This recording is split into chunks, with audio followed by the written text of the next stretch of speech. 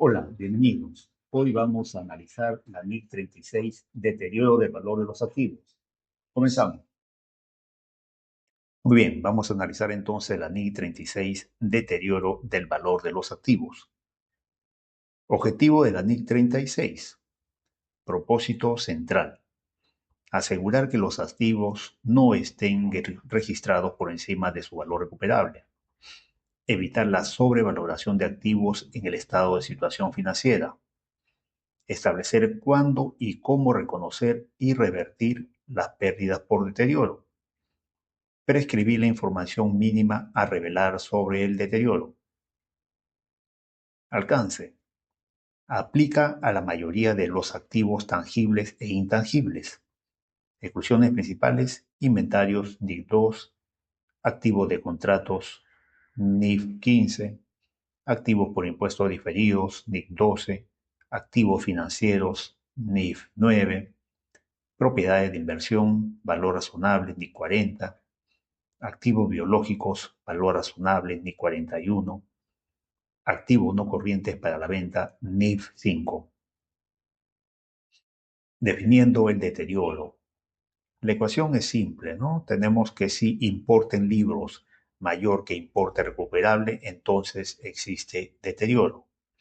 Definiciones: importe en libros es el valor contable, es el valor neto contable, es decir, costo menos depreciación, menos amortizaciones acumuladas, menos los deterioros previos.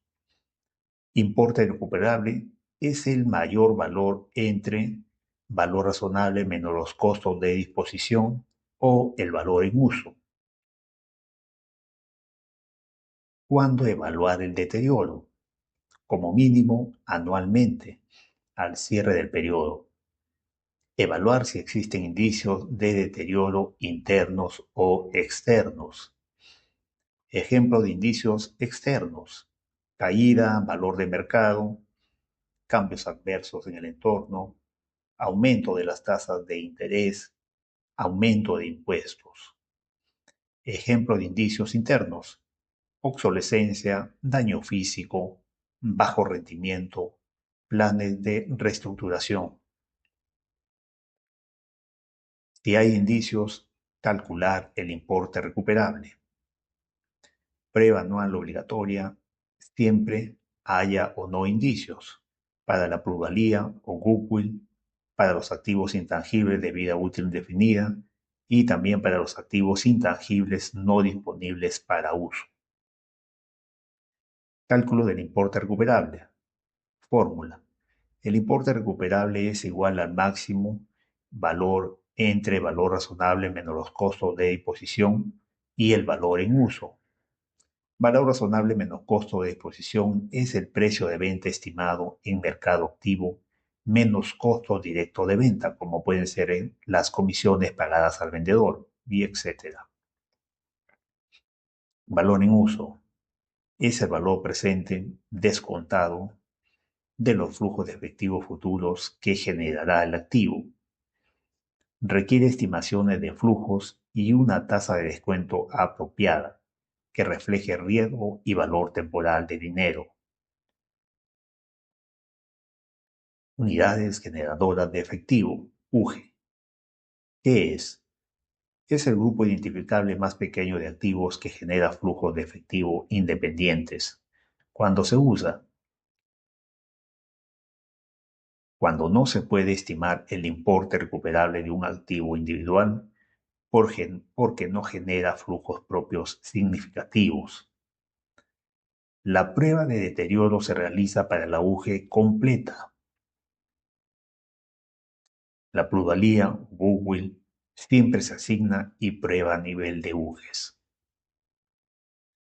Reconocimiento y asignación de la pérdida.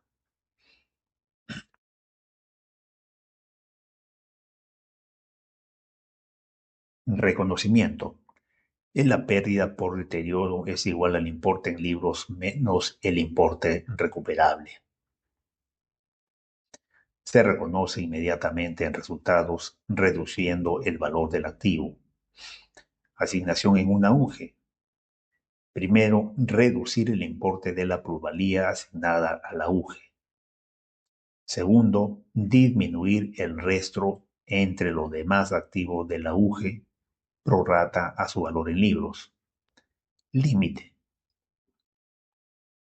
No reducir un activo por debajo de su propio importe recuperable, si es medible, o cero. Reversión de pérdidas por deterioro. Evaluar anualmente si existen indicios de que una pérdida previa ha disminuido o desaparecido. Si los hay, recalcular el importe recuperable. Se revierte la pérdida, aumenta el activo, ingreso en resultados. Límite. El nuevo valor en libros no puede exceder el que tendría si nunca se hubiera deteriorado, considerando depreciación y amortización normal. Excepción crítica. El deterioro de la plusvalía Google nunca se revierte. Información a revelar y conclusiones. Revelaciones importantes. Importe de pérdidas, reversiones por clase de activo y segmento. Eventos y circunstancias que llevaron al deterioro o reversión del deterioro. Supuestos claves usados para calcular importe recuperable, ya sea el valor razonable menos los costes de exposición o valor en uso, especialmente para agujes con plusvalía o intangibles indefinidos, tasa de descuento, crecimiento. Conclusiones. La NIC 36 es esencial para la fiabilidad de los estados financieros. Asegura que los activos reflejen su capacidad real de generar beneficios económicos. Requiere juicio profesional y estimaciones fundamentadas. Muy bien, a continuación vamos a ver un caso práctico aplicado a una empresa agrícola que se dedica a la producción y exportación de arándanos en Perú. Empezamos entonces con nuestro caso práctico. Primero, les comento que el día 2 de abril del año 2025, el presidente de Estados Unidos de América anuncia nuevos aranceles para prácticamente todos los países del mundo. Los aranceles para América Latina, por ejemplo, ¿no? Del resto de los países de la región, la gran mayoría recibió el arancel mínimo del 10%.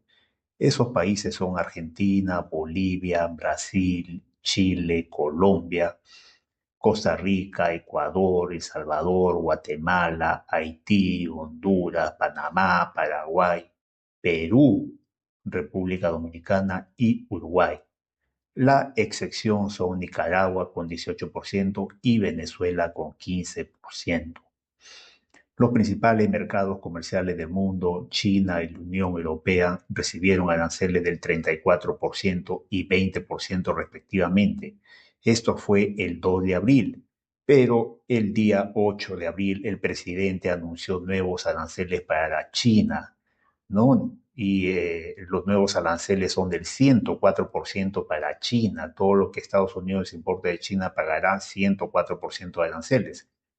Entonces esto ha iniciado pues una guerra comercial prácticamente con todo el mundo, ¿no? Estados Unidos. Los aranceles del 10% regirán a partir del 5 de abril y las tasas más altas el 9 del mismo mes. O sea, hoy día 9 de abril que estoy grabando este video, ¿no? Las tasas entran en vigencia, el 104% para China, la Unión Europea el 20%, ¿no?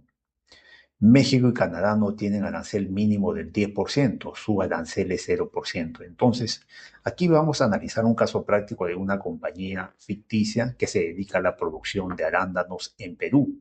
Y esta empresa exporta a los Estados Unidos, a Europa, a China y otros países, ¿no? Entonces, como vemos aquí, principales países exportadores de arándanos a Estados Unidos en la campaña 2023-2024. El Perú se ubica en el primer lugar con 224.889 toneladas, lo cual representa un 54.34% del total exportado a Estados Unidos, ¿no? La temporada alta de exportación de Perú es de agosto a febrero, ¿no? El arancel ahora mínimo será el 10%. Anteriormente 0%, era 0%, porque Perú tiene un tratado de libre comercio con Estados Unidos, ¿no? En donde se fija una tasa de 0% para la exportación de arándanos. Sin embargo, a partir del 5 de abril del año 2025, la tasa es del 10%. Sin embargo, para Chile también es un competidor, Chile también es 10%, ¿no? Pero el problema que tenemos es con México. México tendrá una tasa del 0%, entonces aquí las exportaciones peruanas perderán competitividad con respecto a México y Canadá. Canadá también la tasa se mantiene en 0%, ¿no? Entonces, esto hace que haya pues un deterioro, ¿no? Ya que posiblemente reducirá la demanda, ¿no? Los especialistas estiman que el precio de los arándanos caerán 20%, ¿no? Entonces, esto ya es un indicio de deterioro. Muy bien, entonces vamos aquí a analizar la NIC 36, deterioro de valores activos. El párrafo 6 nos dice que una unidad generadora de efectivo es el grupo identificable de activos más pequeño que genera entradas de efectivo a favor de la entidad, que son en buena medida independientes de los flujos de efectivo derivados de otros activos o grupos de activos. El párrafo 8 nos dice que si se cumpliese alguno de esos indicadores, la entidad estará obligada a realizar una estimación formal del importe recuperable. El párrafo 9 nos dice que la entidad evaluará al final de cada periodo sobre el que se informa si existe algún indicio de deterioro del valor de algún activo. Si existiera tal indicio, la entidad estimará de nuevo el importe recuperable del activo. Párrafo 33. La compañía basará las proyecciones de flujo de efectivo en los presupuestos o pronósticos financieros más recientes que hayan sido aprobados por la gerencia. Las proyecciones basadas en estos presupuestos o pronósticos cubrirán como máximo un periodo de 5 años, salvo que pueda justificarse un plazo mayor. Aquí este párrafo es clave, ¿no? Es clave ya que nos dice que los presupuestos o pronósticos financieros más recientes que hayan sido aprobados por la gerencia. Esto quiere decir que los presupuestos o pronósticos normalmente en una compañía mediana, grande, pues lo realiza el área de finanzas, ¿no? O si hay un área de presupuestos, pues el área de presupuestos. Estos presupuestos o pronósticos no debe ser realizado, mm, no debería ser realizado por el contador. Así que, amigos contadores, quédense tranquilos que a ustedes, los auditores externos, no les van a pedir que ustedes hagan estos presupuestos o pronósticos, ¿no? Ya que si en su compañía existe un área de finanzas o de presupuesto, ellos son los encargados de realizar los presupuestos anuales y los pronósticos financieros, ¿no? Y los cuales deben ser aprobados, pues, por la gerencia. Bien, el párrafo 44 nos dice que los flujos de efectivo futuros se estimarán para el activo, teniendo en cuenta su estado actual. Estas estimaciones de flujos de efectivo futuros no incluirán entradas o salidas de efectivo futuras estimadas que se espera surjan de una reestructuración futura en la que la entidad no se ha comprometido todavía, o mejoras o aumentos del rendimiento de los activos. Párrafo 50. Las estimaciones de los flujos de efectivo futuros no incluirán a. Entradas o salidas de efectivo por actividades de financiación, o b. Cobros o pagos por el impuesto a las ganancias.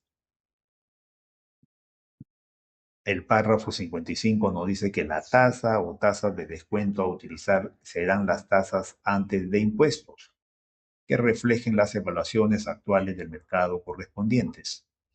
A, el valor temporal del dinero, y B, de los riesgos específicos del activo para los cuales las estimaciones de flujo de efectivos futuros no hayan sido ajustadas.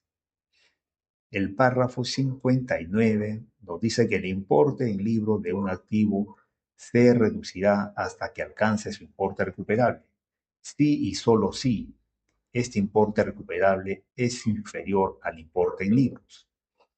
Esa reducción es una pérdida por deterioro del valor. Párrafo 60.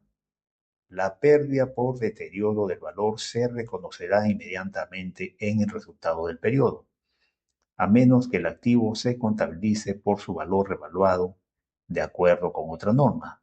Por ejemplo, de acuerdo con el modelo de revaluación previsto en la NIC 16, propiedades, planta y equipo.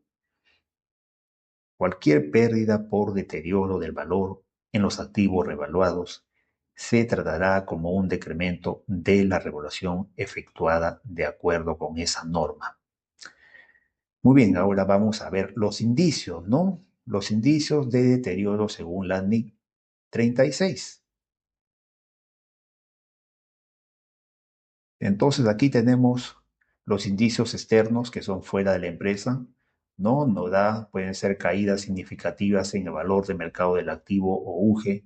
Ejemplo es la disminución del precio internacional del arándano debido a sobreoferta global. Cambios adversos significativos en el entorno económico, legal o del mercado. Por ejemplo, nuevos aranceles de exportación, como el 10% impuesto por Estados Unidos.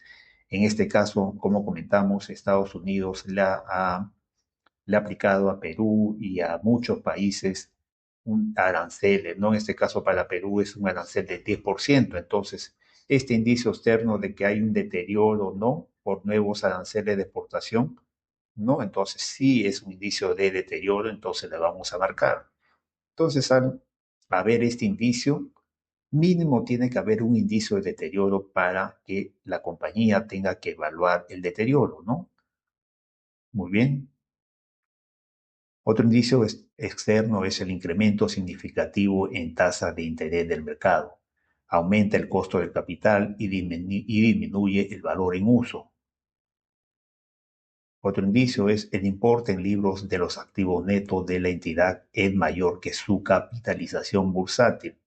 El valor en libros mayor a capitalización bursátil. Esto es para compañías que cotizan en las bolsas de valores, ¿no? Si su valor en libros es mayor que su valor de mercado, que o sea, sigue su capitalización bursátil, entonces ahí es un indicio de deterioro, ¿no?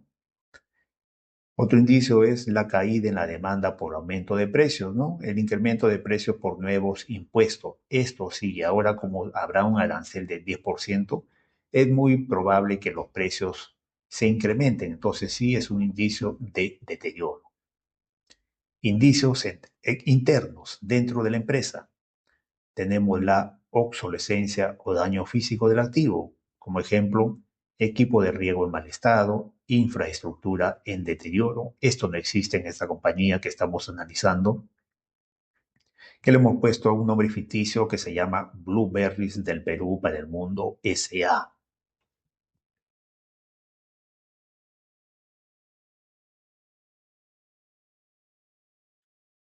Bien, otro indicio interno son los cambios adversos en el uso del activo o la unidad generadora de efectivo. Ejemplo, reducción o cese de la actividad productiva en una zona. En este caso no aplica. Otro indicio interno es desempeño económico del activo peor al esperado. Por ejemplo, producción real de arándanos inferior a lo proyectado por plagas, clima o errores técnicos. Esto tampoco aplica. Muy bien, entonces la compañía que estamos analizando tiene dos indicios externos que hacen que la compañía tenga que analizar el deterioro en el valor de los activos. Bien, vamos a los supuestos de nuestro caso práctico, ¿no? Cuando una compañía realiza o cuando alguien realiza las estimaciones, los presupuestos, los pronósticos, siempre vas a tener una hoja pues en Excel de supuestos o parámetros, ¿no? De los datos claves, ¿no?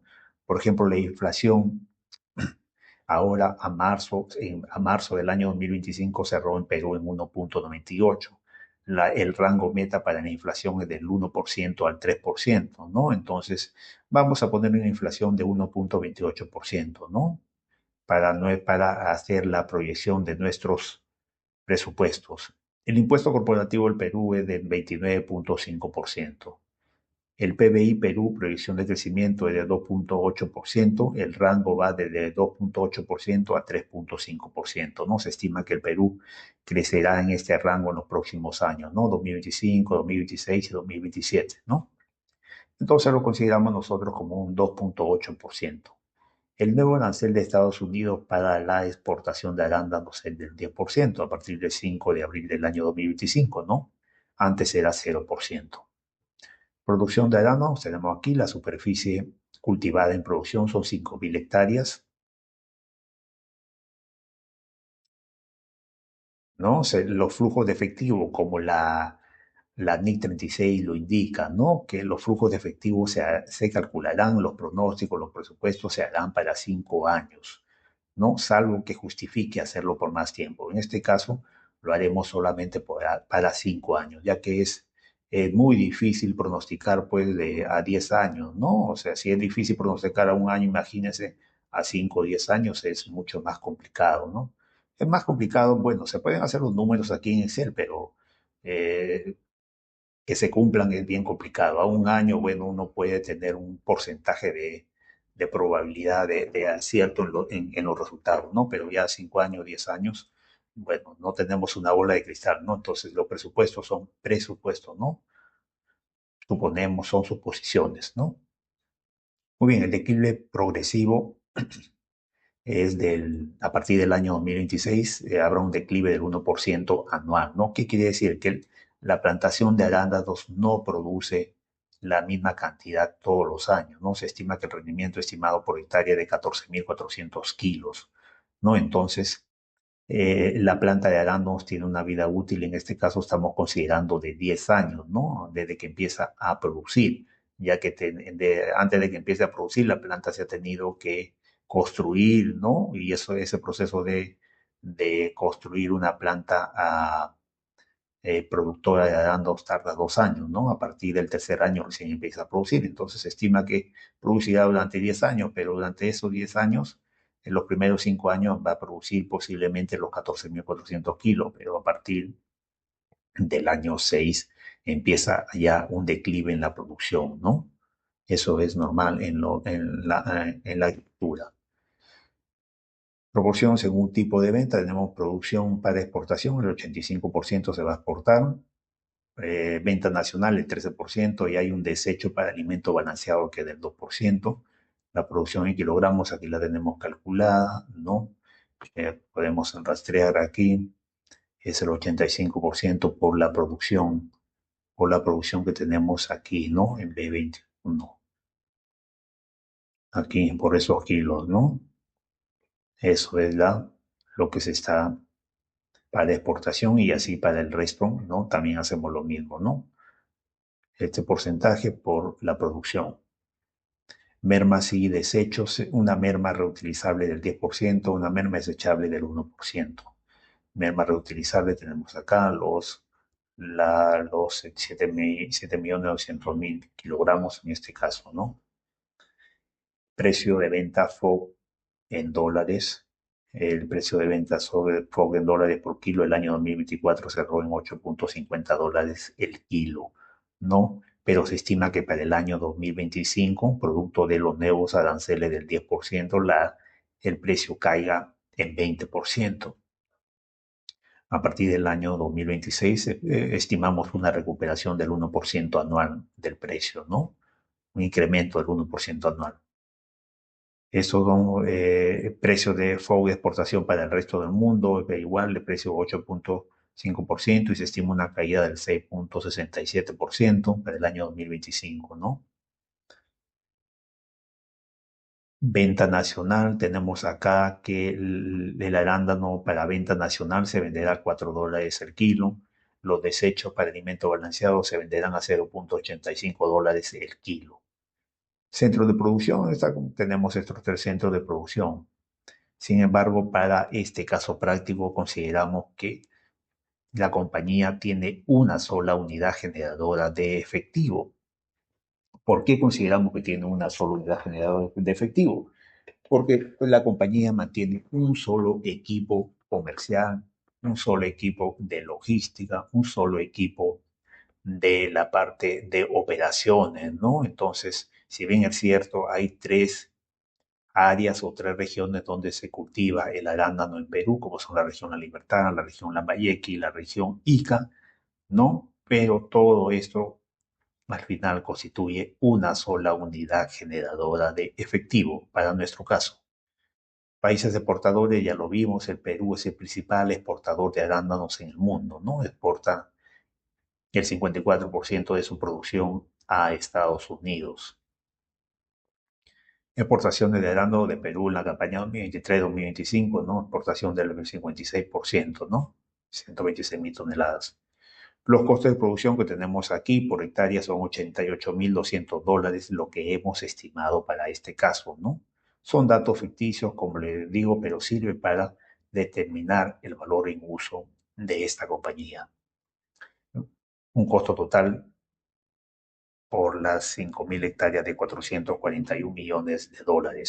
Condiciones de venta al exterior también estamos estimando, es al 100%, pago anticipado.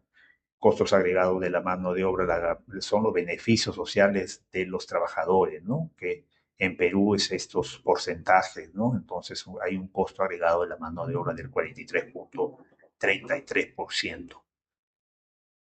Bien, luego con estos datos empezamos a calcular la producción, primeramente en kilogramos, ¿no? Tenemos aquí, son 5.000 hectáreas, ¿no? Tomamos los datos de los supuestos, nos vamos a los supuestos, seguimos, ¿no? La auditoría forma 15.400 por los 5.000. Eso es lo que nos da por los 5.000, ¿no? Eso es lo que nos da los 72 millones, ¿no? Y así multiplicamos todos los años, ¿no? Por los kilos estimados de producción por hectárea por los 5.000 hectáreas y estos son los importes en kilos, ¿no? Tenemos el costo de producción unitario. Luego con estos datos estimamos los costos de producción que ya tenemos para el año 1, a eso para el año 2, el año 2026, le agregamos la inflación, ¿no?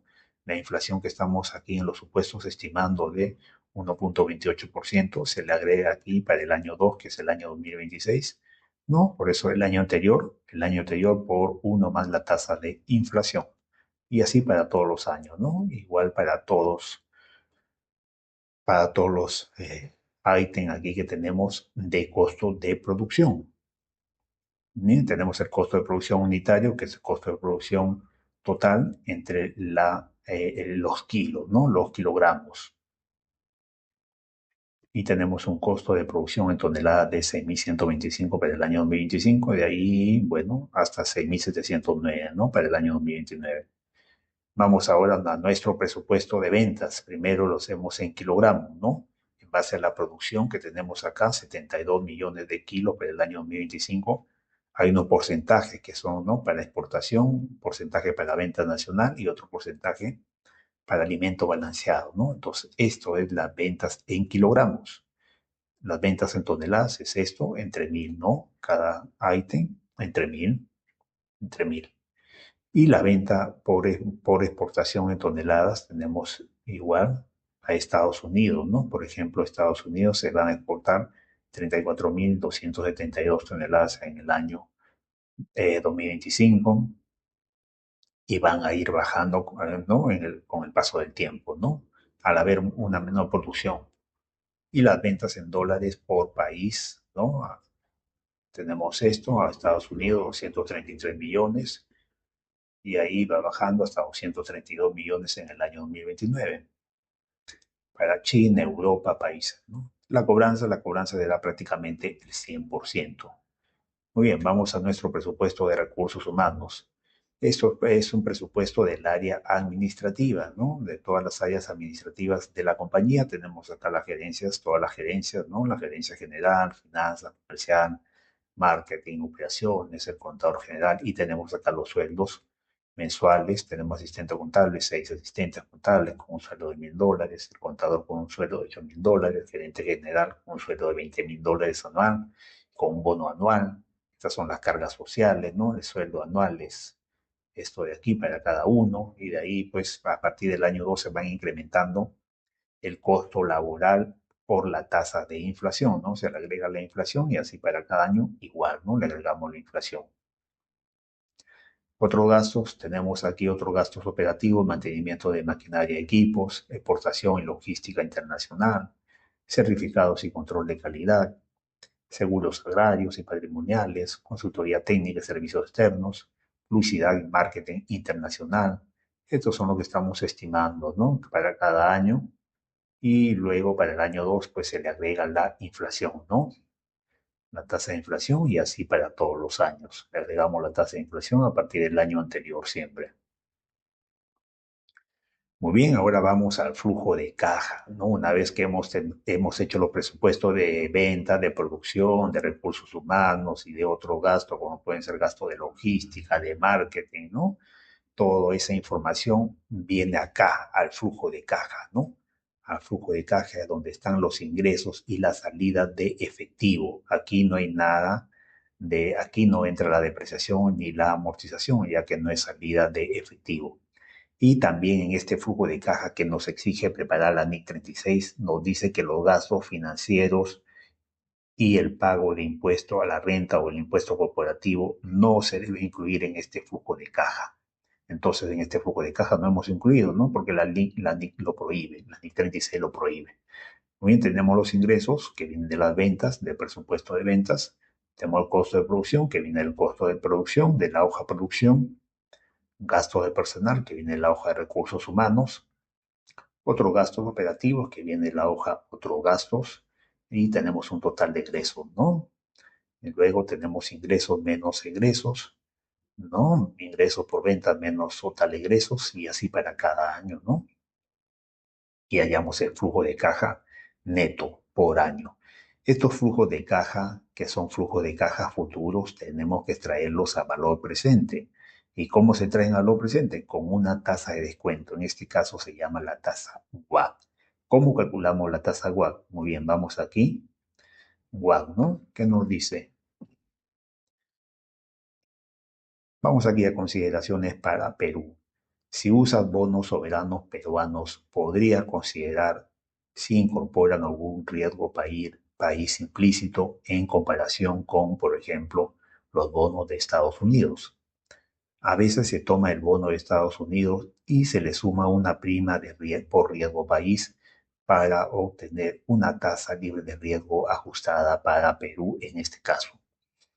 La duración del bono debe ser similar al horizonte de la inversión. Aquí el horizonte de la inversión, los flujos estamos estimando a 5 años, entonces tenemos que hallar, en este caso, la tasa libre de riesgo, estamos considerando los bonos de Estados Unidos a 5 años, que es una tasa, tiene un rendimiento de 3,85% a la fecha, ¿no? Eso se puede hallar en la página web de la Reserva Federal.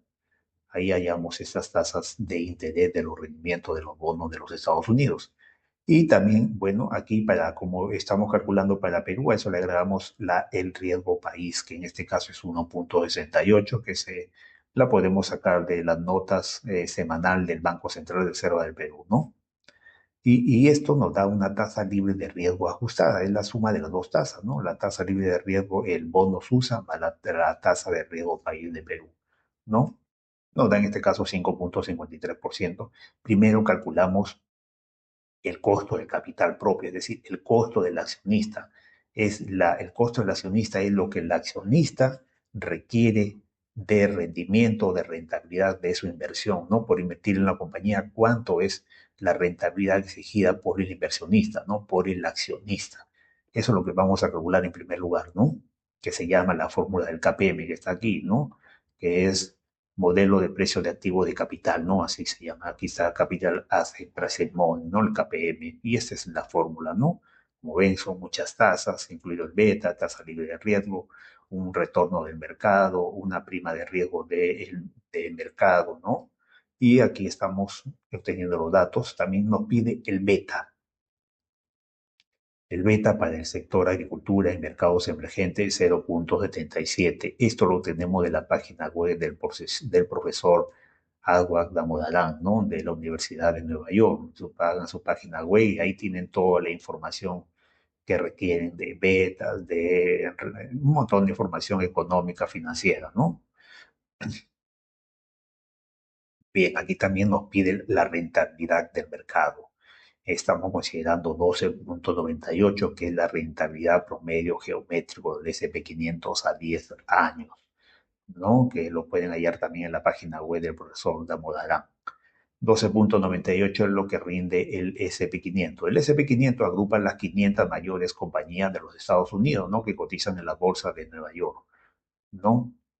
Y eso en los últimos 10 años, este índice ha tenido una rentabilidad del 12,98%. Prima de riesgo de mercado, hallamos la prima de riesgo, es la rentabilidad del mercado menos la tasa libre de riesgo ajustada.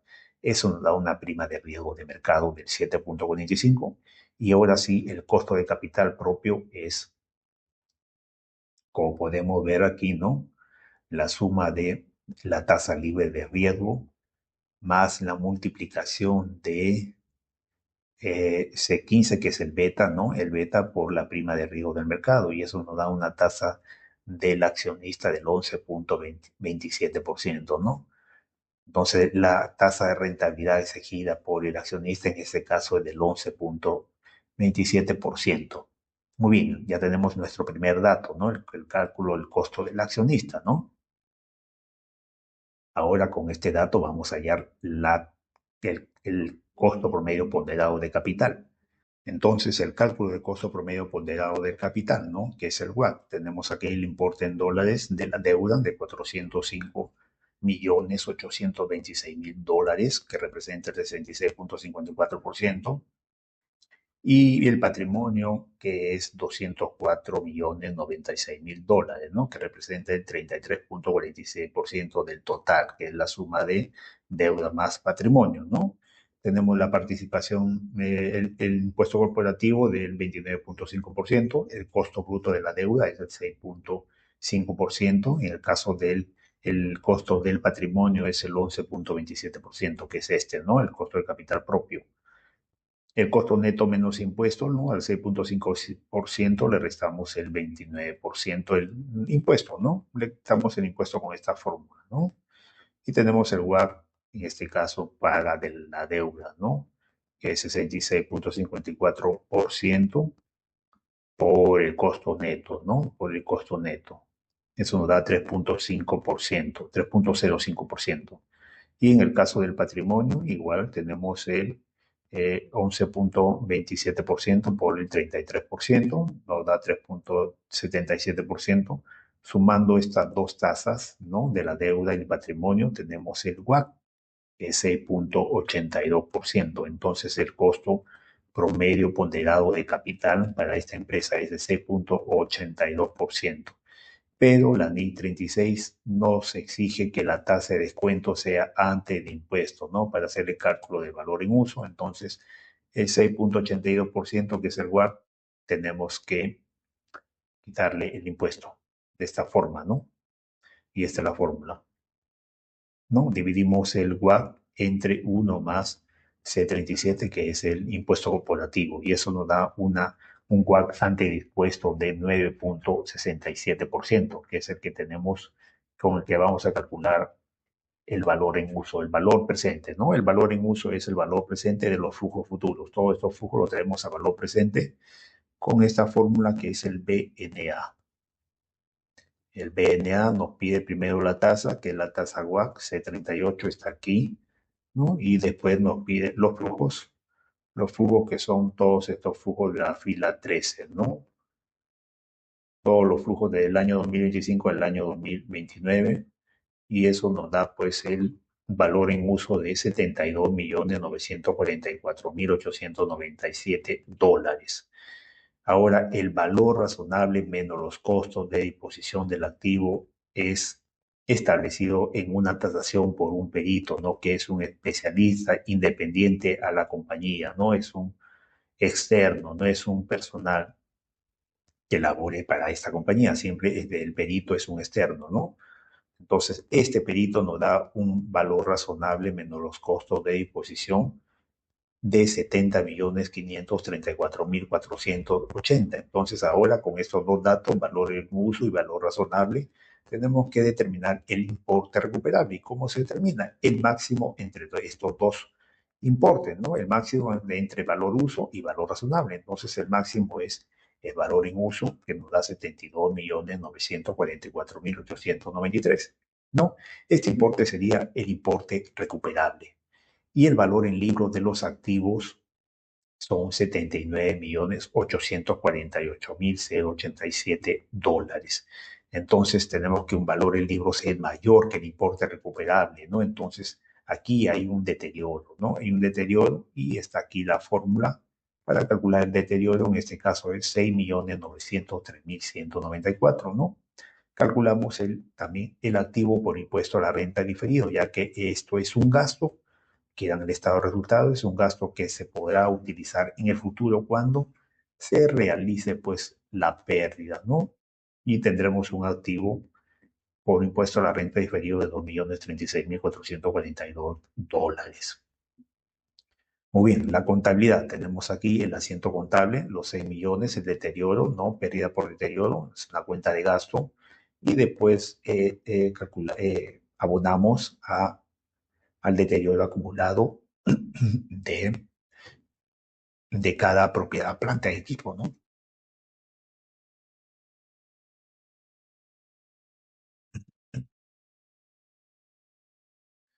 Al deterioro acumulado, ¿no? De la propiedad, planta y equipo. Aquí tenemos el detalle de los activos, ¿no? De la propiedad, planta y equipo. Tenemos aquí la participación, el valor neto, ¿no?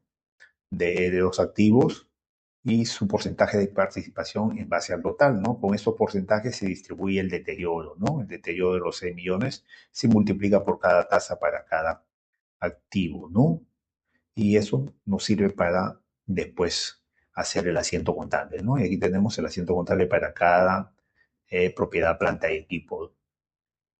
Muy bien, luego tenemos el asiento contable del activo por impuesto a la renta diferido, que son los 2.036.442 dólares, ¿no? Es una cuenta de activo y se carga una cuenta y se abona una cuenta de impuesto a la renta, que es una cuenta de resultados. Muy bien, ya tenemos aquí entonces la distribución, el activo neto, ¿no? Restando ya el deterioro, ¿no? Nos queden 72.944.000. Tenemos aquí un estado de resultados también elaborado en base a todos los datos, a todos los presupuestos, ¿no? Y nos da un margen neto, pues, de 4.94%, hasta el año 2029 nos da 0.02%. Muy bien, amigos, con esto concluimos este caso práctico de análisis de la NIC 36. Espero le haya agregado mucho valor y nos vemos pronto.